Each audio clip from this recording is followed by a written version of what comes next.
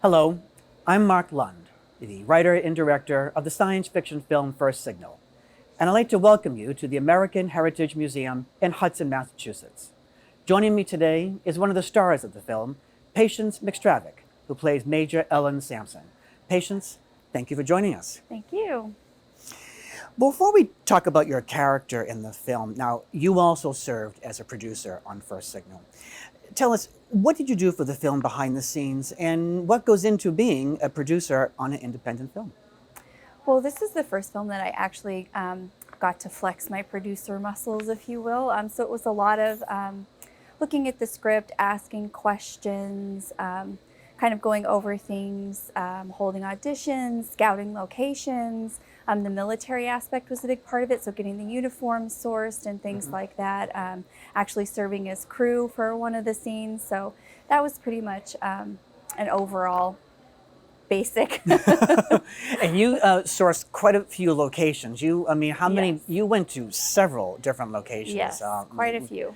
Quite a few. And what was that like, just going to meet with all those people? It was interesting to see a lot of the different venues that were available, but because it was such a specific look that we were going after, it was actually a lot more difficult than I thought to try and find exactly the right type of venue for us to film the bunker scene in particular, because it had to have that feel, it had to have that look, it had to be a certain era, it had to be large enough for not only the cast but the crew to maneuver around. Right. So there was a lot of aspects that went into it.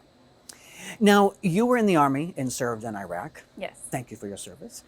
How did that help in preparing for the role of Major Ellen Sampson?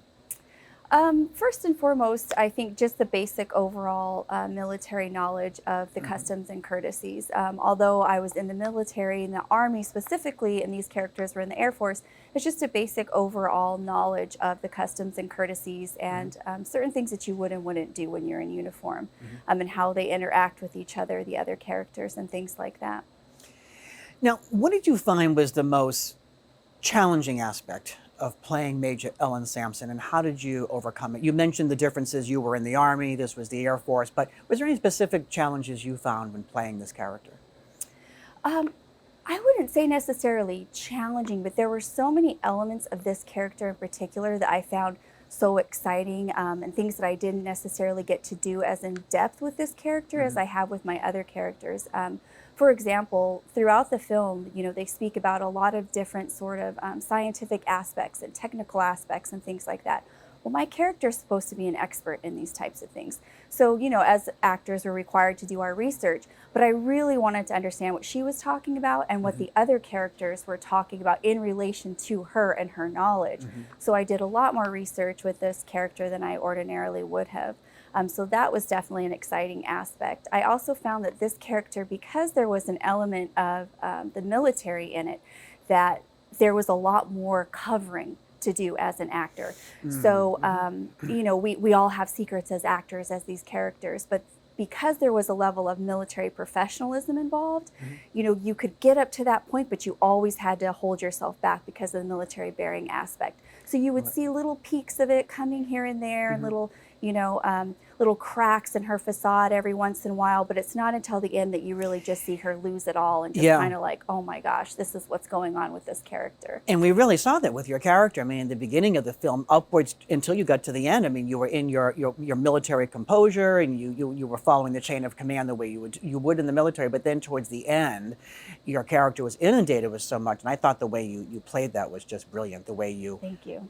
just basically just turned yourself around to look at something else. So that was put yourself into a real life situation, and say back in Iraq, and that kind of thing happened. You're following your chain of command, and then you're presented with something that was otherworldly.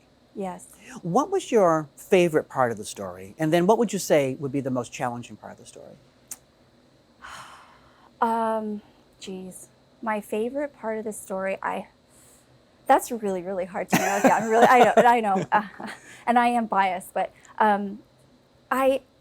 there are certain parts that just really, really hit home with me. I think, for example, the general's speech when we're in the bunker scene, Cedric's speak in the bunker scene, a lot of the president's speeches when she's meeting with the other world leaders. But I think the part of the story that always gives me chills and just, I don't know, I just love so much in particular is towards the end when we're finally seeing exactly what everybody's motivations are and how everyone fits into this story altogether. And there's a lot of cutting back and forth between each different camp, if you will, of, you know, the general and the senator and the president, Elizabeth Seward, the NSA advisor, and then myself and General Rieger, and then also, you know, the aspect of myself and Cedric and who he is and what everybody wants and what everybody's roles are.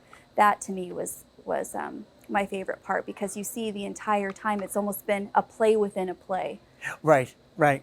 And that was certainly something that I was hoping that would happen with the characters as they were building up towards the end. What would you say was the most challenging part of the story as it related to your character? I mean, I could guess what it is, but I'd like to have you bring it. Not because it was a performance thing, just because I know you personally.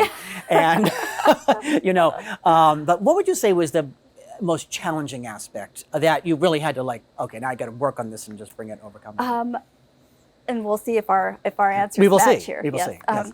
So I've never worked with visual effects or special effects of that size and magnitude before. You know, usually it's like, okay, this is your point that you're playing to, Right. you know, pretend this is what it is.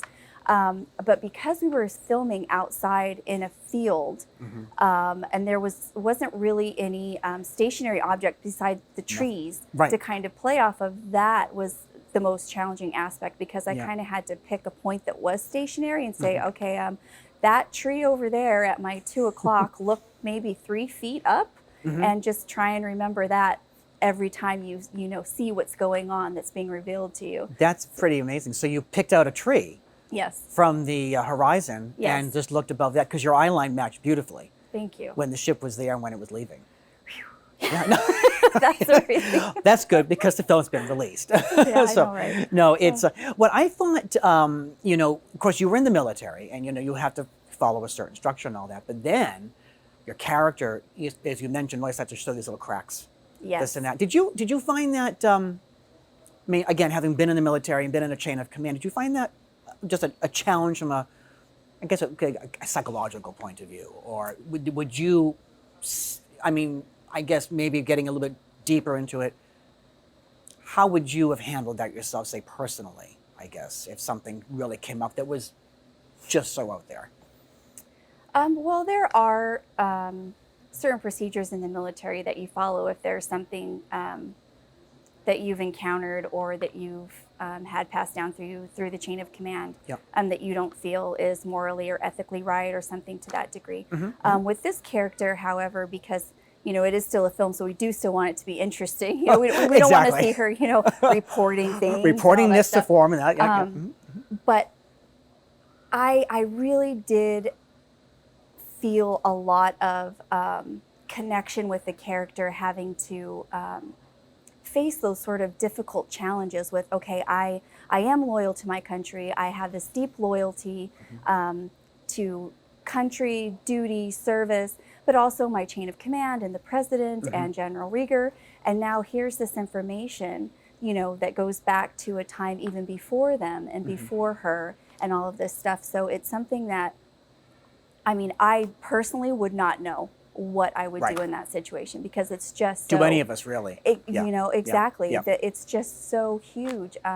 So I really, really, really respected the way that it was written for her not to just blow off one side or the other, that you really kind of see towards the end her struggle coming to terms of that. And I mean, she doesn't have a lot of time to do it. No. It's very, very quickly. It happens within, I think, Yes. 5 minutes. And Yes. I particularly liked when you were basically saying the line, in all my career, I've been focused to do this and trained to do that. And now you're asking me, Yes. I cannot give my allegiance on just your words alone. Yes. And you needed to have proof.